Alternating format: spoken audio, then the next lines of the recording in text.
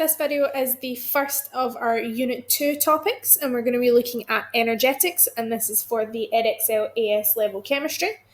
So we're going to start off by looking at 6A, B, and C, which is the enthalpy changes and enthalpy reactions, and how we carry these out in the calculation. So the outcomes that we're going to cover are looking at how we measure enthalpy change, knowing the difference between exothermic and endothermic in terms of the enthalpy, and also looking at enthalpy level diagrams, and how we define the following standard changes, so reaction, formation, combustion, neutralisation, and atomization, and how we can use experimental data to calculate the energy transferred as well as the overall enthalpy change.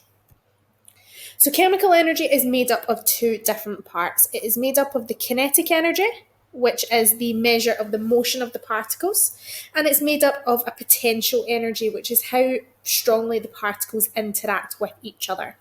Heat energy is part of both the potential and the kinetic energy, and it is responsible for the temperature of a substance, and it's directly proportional to its absolute temperature. So we just need to understand the difference between chemical energy and heat energy and how this is different than to enthalpy change. So the enthalpy change is a measure of the total energy of a system. There are two different areas that we can have. We can be looking at the system, which is the reaction mixture itself, or the surroundings, which is everything outside the system. Now in this one, you will come back to that in topic 12 of A2. We're really only going to be focusing on the system. So what does enthalpy change mean? Well, this is a definition that we should know, and it is the process that heat energy is transferred between the system and the surroundings at a constant pressure. Now, there are two different types of processes and types of reactions that we can have. We can have an exothermic reaction, where heat energy is transferred from the systems to the surroundings, and that causes an increase in the temperature. And we can have endothermic, where the energy is transferred from the surroundings to the system, and that causes a decrease in temperature. So some examples of each of these, well, exothermic would be like freezing water, condensing water vapour, dissolving sodium hydroxide, a neutralisation reaction, or the most common one is combustion. For endothermic, we can have melting ice, evaporating water, dissolving specific salts like ammonium nitrate, the reaction between ethanoic acid and sodium hydrogen carbonate, or again the most common, photosynthesis. Now in 1892, the International Union of Pure and Applied Chemistry, or IUPAC, recommended that all enthalpy changes are quoted using standard conditions. And the standard conditions that we use are 100 kilopascals of pressure and 298 Kelvin temperature. And any enthalpy change that is measured at these conditions is known as the standard enthalpy change. And they've got this symbol delta H naught, so the zero with the line through it. So let's look at the first type of enthalpy change, and this is the enthalpy change of reaction. And this is the enthalpy change that happens when equation quantities of materials react under standard conditions. Now we should know this definition. It is very important. A typical question could ask you to define an enthalpy change. It has the symbol delta R H naught, and it could be written with either a positive value or a negative value. If we have a positive value, it means it is endothermic. If we have a negative value, it means that it is exothermic, and we'll come back to that as we go through. So we can use an enthalpy level diagram to show the relationship between the enthalpy of the reactants versus the enthalpy of the products. If we have an exothermic reaction, the final enthalpy is less than the initial enthalpy, so the energy of your products is going to be lower than the energy of your reactants. If it is an endothermic, it is the opposite way, so the products will have a higher energy to our reactants. So let's look at what that actually looks like. So the change in enthalpy is given by the energy of the products, take away the energy of the reactants. If for an exothermic reaction, we have our reactants being a higher energy as opposed to our products, our delta H, or our enthalpy is going to be a negative number. And we can show that on this diagram here, and this is our enthalpy level diagram, simply showing a line with the name of our reactants, an arrow pointing down to the products, and a line with the name of our products, and the arrow is labelled delta H. Endothermic reactions are therefore the opposite, so our change in enthalpy is still given by the products take away the reactants. That's always the case, but in this case the reactants are at a lower temperature in comparison to the products, so delta H is positive, and it's positive for endothermic. And again, noticing that the arrow always goes from reactants to products. So a few key points. You must have the correct sign, so it has to be either positive or negative for your delta H. Your arrow, as we've said, must always go from the reactants to the products. The vertical axis should be the only one that is labelled, which is labelled as enthalpy. And the formula for the product or the reactants should be given, and we should also give state symbols as well. So it's very important that we know that. And here's just an example of what one looks like. So we want to have an enthalpy level diagram for the following reaction. Well, we have carbon in solid state reacting with oxygen in the gaseous state to give us carbon dioxide in the gaseous state. And we're told that delta H is minus 394. That tells us it is exothermic. So our reactants are going to be at a higher energy than our products. So we draw our two lines. It doesn't need to be to scale. And we write our reactants with our state symbols. We draw our arrow and label it as delta H, and we put our products on the next line. For this particular reaction, we are reacting carbon with carbon dioxide to give us carbon monoxide. This time it is an endothermic reaction.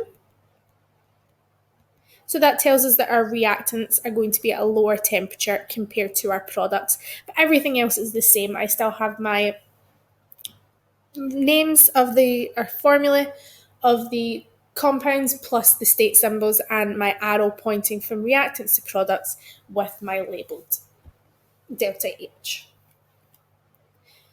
So when we're doing any practical experiment, the purpose of the experiment is to be able to calculate the energy that is transferred. And that is the amount of heat energy, or Q, is directly proportional to the mass, M, and the temperature change, delta T, of the substance. So we can calculate how much energy is being released if we know the mass, the temperature, and another value called the specific heat capacity, which is given the symbol C. So our equation that we use, you'll have seen from IGCSE, is Q is equal to MC delta T. So heat energy, mass, specific heat capacity, temperature change. So we can measure the heat energy that is either gained or lost using calorimetry experiments. And it allows us to calculate how much energy of a substance has been heated. And if we know how much moles of our reactant that we've used, we can then calculate the molar enthalpy using this here, which is delta H. So delta H is minus Q over N. So that is my heat energy that has been transferred divided by my number of moles gives the molar enthalpy. So these are the two equations that we have to know. So let's have a look at a reaction that we can carry out, and the first one is looking at the enthalpy of combustion. So the standard enthalpy of combustion is the enthalpy change measured at standard conditions when 1 mole of a substance, very important, is completely burned in oxygen. You have to know that definition. They will ask these in exams for 2 marks, explain what these enthalpy changes mean. So you have to know these word for word. And it is extremely important that you only write it for 1 mole. So the first equation, which shows hydrogen reacting with half O2 to give you water, is the enthalpy change of combustion. The second one, where it is 2 moles reacting with 1 mole, is not the enthalpy change. That's actually 2 times because it is for 2 moles as opposed to 1. So how do we actually carry this out? Well, we take a known mass of a liquid and then we burn that liquid using a spirit burner. And the energy that is released from that is then used to heat some water. And we use a known volume of water.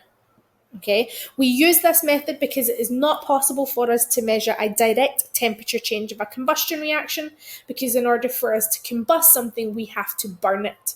So we cannot distinguish between the energy that is being released and the energy that we are putting in order to burn. So how do we do this? Well, we take our spirit burner and we weigh it. We have our known volume of water added into a copper can, because that is a good conductor. And then we measure the initial temperature. We then light the burner and use that to heat the mixture whilst we stir it. And when the temperature has risen by approximately 20 degrees, the flame is extinguished and then the burner is reweighed. And we figure out our final temperature. So in this case, we're going to be looking at the burning of ethanol, which has this equation here. So these are some example calculations or some example values that you may have. So the volume of water that we used is 1 centimetre cubed. Now, because the density of water is 1 gram per centimetre cubed, that means that 1 gram of water is equal to 1 centimetre cubed. So this is actually the same for the mass. The mass of ethanol that we burn is 0.42, and our temperature change in this case was going up by 24.5. So the first thing that we calculate is Q is Cm delta T. Now, it is extremely important that we realise that this M is the mass of water. It is not the mass of the ethanol. And we use our specific heat capacity of water, which is 4.18. So we do 4.18 times 100 times our temperature change, and we get a value of 10.24 kilojoules. I can then work out my number of moles of ethanol that I've burnt by doing 0.42 divided by the molar mass to give me 0.00913 moles. And then I can determine my enthalpy change by doing negative Q over N, and I get an enthalpy value of minus 1120 kilojoules per mole. Notice that it is negative, so that tells me that this is an exothermic reaction. Now, another question that they love to ask in an exam is why your value is lower than the actual value in the data book. So to do that, we need to look at sources of error. So the actual value for the standard enthalpy change of combustion for ethanol is minus 1376. So the experimental value that we obtained is less exothermic, so it appears that we give out less heat. And this is due to either errors in your practical method or assumptions that we make during our calculation. You have to know these because, as I said, they do come up in the exam. So we may lose heat to the air, or we may lose some heat to the copper can. We may also get incomplete combustion happening, so we have soot forming on the bottom of the copper can, which can then stop the heat from transferring through. It may be that our conditions are not standard, or because the experiment can take a long time, not all of the heat energy that's transferred from the water to the surroundings is compensated for. So these are the possible sources of error that may come up in an exam. Moving on to the standard enthalpy of neutralisation. Again, this is the enthalpy change at standard conditions when 1 mole of water is produced in the neutralisation of an acid with an alkali. So some examples here: if we have hydrochloric acid and sodium hydroxide, we make NaCl and 1 mole of water. For sulfuric acid, normally if we used 1 mole of sulfuric acid, we would make 2 moles of water. Now, we don't want that. We only want to be making 1, so I have to use half a mole of sulfuric acid. So how do we do this? Well, this time we use 25 centimetres cubed of a 1 mole per decimeter cubed acid, and this time we put it into a polystyrene cup. And the reason that we use polystyrene is because it is an insulator. This time I want to keep the heat in. I then add 25 centimeter cubed of our 1 mole per decimeter cubed alkali into a beaker, and I measure the temperature. Now the polystyrene cup should also be in a beaker, just to stop it from being tipped over. I then add the alkali into the acid, and I stir it, and I measure the maximum temperature that is reached by the mixture. Again, my equation here, HCl plus NaOH gives me NaCl plus 1 mole of water. So these are my potential values. So I have 25 centimeters cubed of each the acid and the alkali. My initial temperature is 18.6 for the acid and 18.8 for the alkali, and my maximum temperature gets up to 24.5. Again, we're assuming the specific heat capacity and the density are 4.18 and 1 respectively. So how do we carry out this calculation? Well, it's very much the same as the last one. We just have to do a couple of things at the start. We have to determine a mean starting temperature, so that's taking the average of the acid and alkali start temps. I then take that away from my maximum temperature to give me a temperature change of 6.7 for delta T. The volume of my solution is 25 centimeters cubed plus 25 to give me 50, and we've said that the density is going to be 1 gram per centimeter cubed, so that gives me 50, and this is my M. So now I substitute all of those numbers in to my Cm delta T, and I get a value of 1.4003 kilojoules. Now I can work out my number of moles of the acid. Now you could do the acid or the alkali, it doesn't actually matter. We're just going to stick with the acid because it's nice and simple. And I have a concentration of 1 and a volume of 25, which gives me 0.025 moles. Notice, if I go back to my equation, the acid is in a 1-to-1 ratio with the water. Therefore, if I have 0.025 moles of acid, I must have the same of water, and then I can use that in my delta H is Q over N, and I get a value of negative 56 kilojoules per mole, again, showing that it is exothermic. As with combustion, we can also get some sources of error for neutralisation, and the biggest issue is that we make the assumption that the acid and the alkali have the same specific heat capacity and density as water.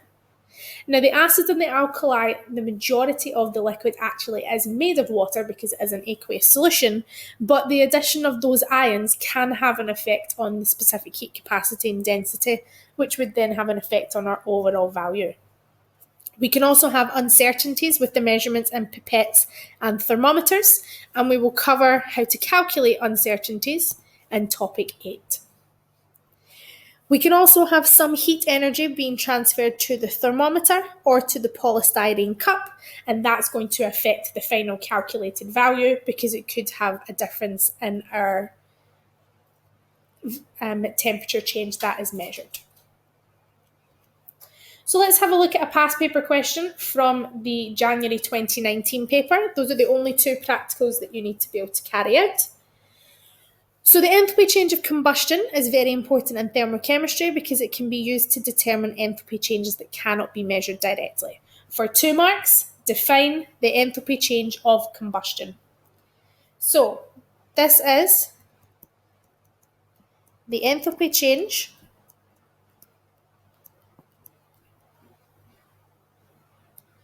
when 1 mole of a substance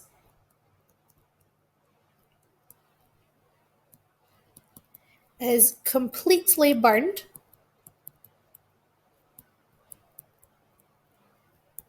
in excess oxygen.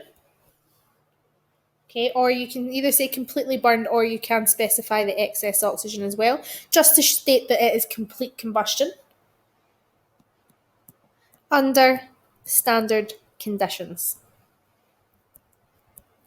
You get 1 mark for specifying 1 mole, and you get your second mark for specifying that it is completely burned. So a class of students uses the apparatus below to determine the enthalpy change, and we get a couple of values here for our ethanol. Okay, so the energy transferred in the student's experiment can be calculated using the expression, so they do give you this.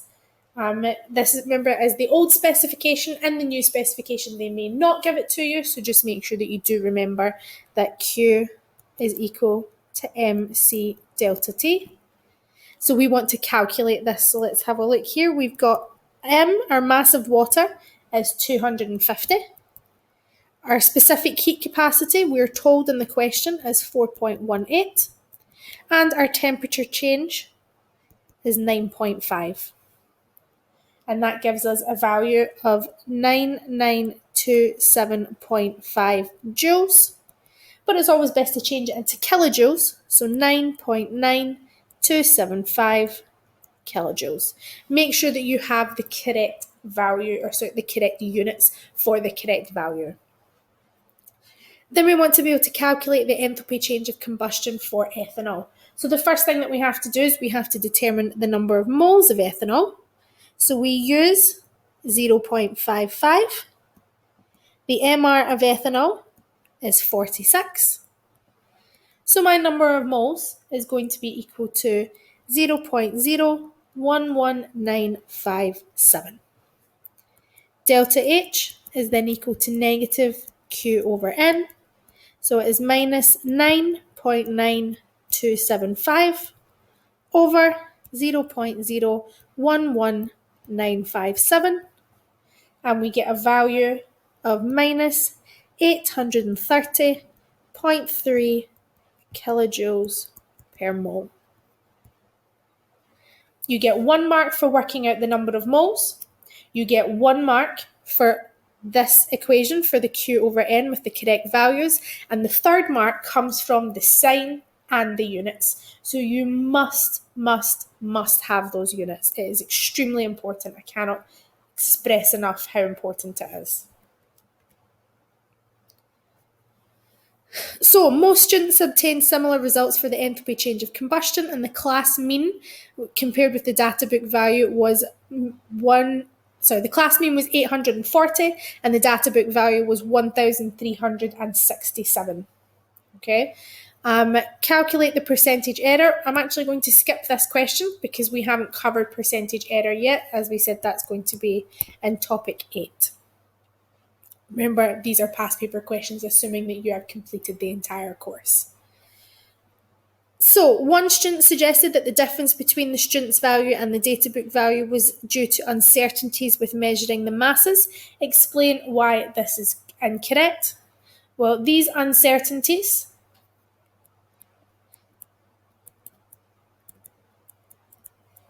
are random. Okay, whereas because these errors that we can see are so different, the errors here must be systematic. Now again, don't worry too much about this. We are going to return to that in topic 8, but it just means that if we have random uncertainties, we should see small differences between our values. If we have very large differences, it means that we have a fundamental or systematic error with our values.